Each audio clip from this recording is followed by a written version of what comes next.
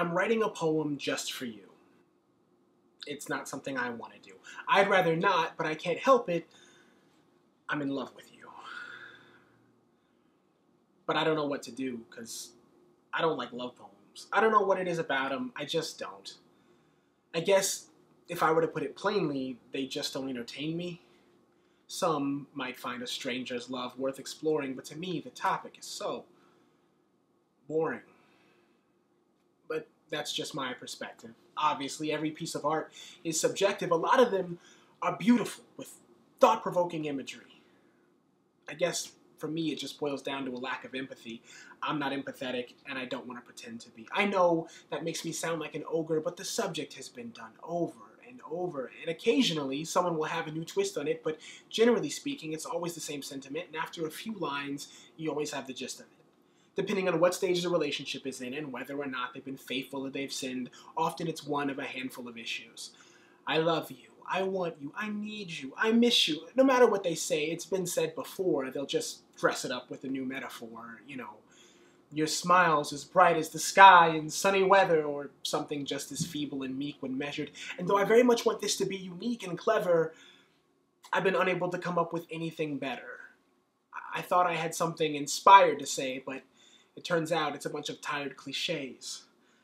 I wanted this to be fresh and exciting, but really, it's just a lot of me whining. You know, it's very inside the box, at least from my point of view. I just pray I haven't disappointed you. If I have, then I'm grossly ashamed. It's just that love poems are mostly the same, so no matter what, it's going to be lame. And yes, my other pieces are comparably bright, and it's not that I wouldn't dare to rewrite, it's just that love poems are inherently trite. So even though this poem will be nothing new, take solace in the fact that it's meant just for you. I mean, it's also for me in a broader sense, but I promise to never do this for an audience. To share this with anyone else would be selfish. This falls in your ears and nobody else's.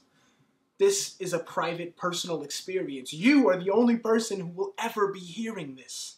I've made you this promise and I'm going to keep it. I take to the grave this poetic secret. No one's heard this since I decided to write it down. I swear on my life, may the Lord strike me down.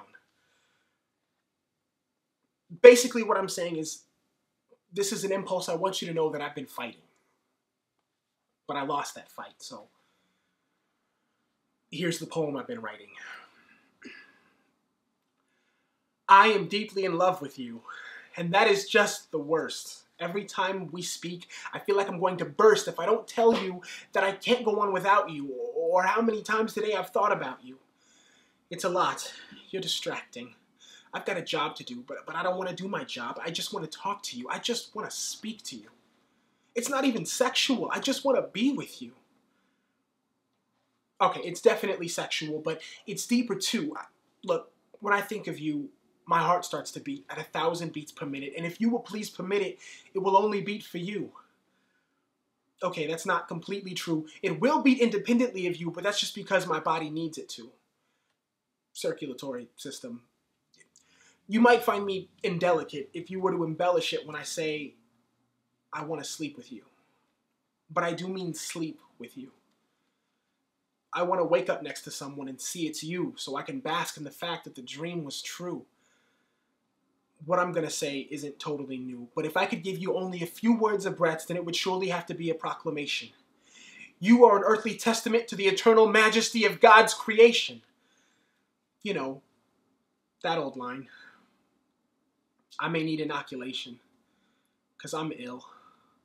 Like, truly sick in love. Your laugh is the most addictive drug, and honestly, I think that it's because no thing will ever be as satisfying as knowing that I'm the reason that you're smiling. Ugh. I'm sorry. It's just, I beg your forgiveness. When I envisioned this, it was vivid and less insipid, but this is... Okay, I'm sorry. Let's just try to finish. My love for you is adamant. No, to say that it's adamant's inaccurate. In fact, if I had to give an adjective to adequately capture it, it would absolutely have to be irrationally passionate. That's actually an unimaginably tragic fit.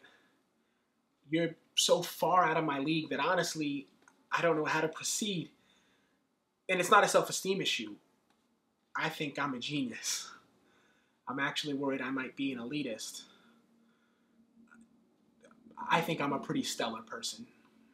You just make me want to be a better version. The only thing I'd like more than to kiss you and to have it be accepted would be to kiss you and to have it be expected. If that were the case, I would live my life blissfully. But I've come to embrace that this isn't meant to be. Forgive my abrasiveness, but the reality of the situation is I love you and you don't feel the same, which is just such a shame. But just being your friend makes my stock go up, and I'd rather have that than for you to not show up. So if this was weird and we're done, then I wish you all the best. I just really, really had to get that off my chest.